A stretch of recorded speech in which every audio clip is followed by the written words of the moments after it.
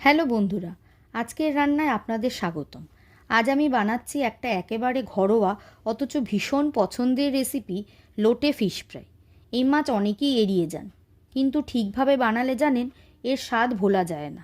চলুন, প্রথমে মাছগুলোকে ভালো করে ধুয়ে জল ঝরিয়ে মাছগুলোর ভেতর থেকে কাঁটা বার করে নিয়েছি। এবার নুন, আদা, রসুন, গোলমরিচ, কাসুন্দি ও লেবুর রস দিয়ে হালকা হাতে মাখিয়ে কিছুক্ষণ রেখে দেবো, যাতে সবটা ভালোভাবে মিশে যায়।